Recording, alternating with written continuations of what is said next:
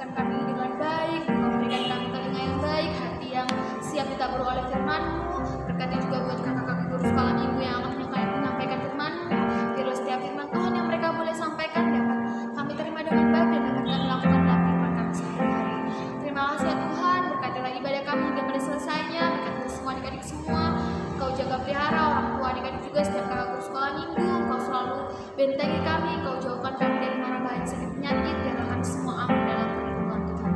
Terima kasih ya Tuhan, kami anak-anak Tuhan yang siap buat dengan firman Tuhan, kami mau sama-sama katakan, amin.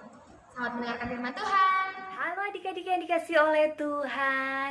Wah, kalian sudah semangat dalam memuji Tuhan. Sekarang tiba saatnya kita mau mendengarkan firman Tuhan. Kita siapkan hati kita siapkan telinga kita mau mendengarkan firman Tuhan. Nah, kali ini firman Tuhan akan menceritakan tentang 10 perintah Allah. Nah, namanya perintah itu harus dilakukan atau enggak? Iya, benar. Yang namanya perintah itu harus kita lakukan. Misalnya, mama kita memerintahkan kita sesuatu, atau guru kita memerintahkan sesuatu. Misalnya memberikan kita tugas untuk mengerjakan PR, kira-kira apa yang harus kita lakukan? Kita harus taat melakukan perintah itu. Nah, kalian tahu nggak bahwa di dalam Alkitab juga ada loh 10 perintah Allah yang harus kita lakukan. Kira-kira apa ya? Ada yang tahu? Nah, untuk itu mari kita saksikan video berikut ini.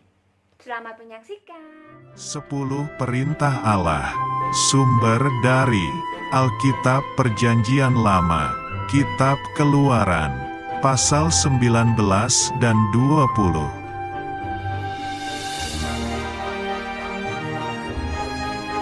Setelah bangsa Israel keluar dari tanah Mesir, tibalah mereka di padang gurun Sinai.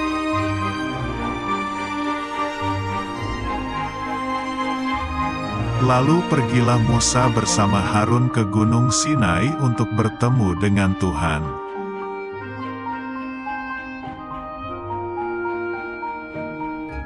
Kemudian Tuhan memberikan 10 perintah Allah yang ditulis di 2 loh batu, yaitu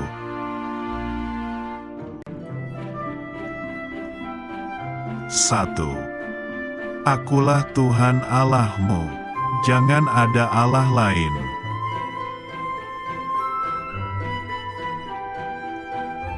2. Jangan membuat patung seperti apapun dan jangan menyembahnya.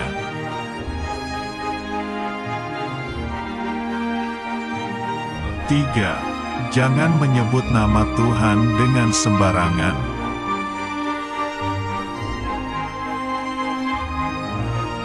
4.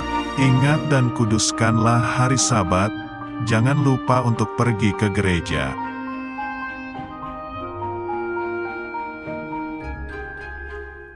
5. Hormatilah ayahmu dan ibumu, menyayangi dan mentaati orang tua.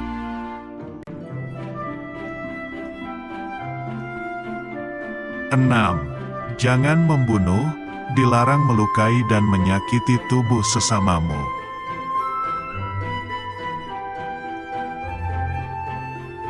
7. Jangan berzina, dilarang punya 2 suami atau 2 istri, hanya boleh 1 suami atau 1 istri.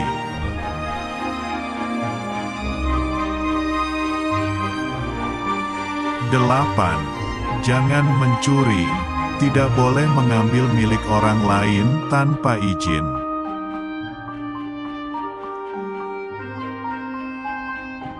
9. Jangan mengucapkan saksi dusta, bohong, tentang sesamamu.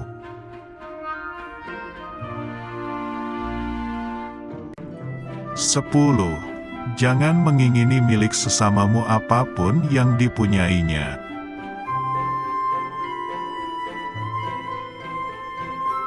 Akhirnya, Musa turun membawa 2 loh batu 10 perintah Allah untuk bangsa Israel.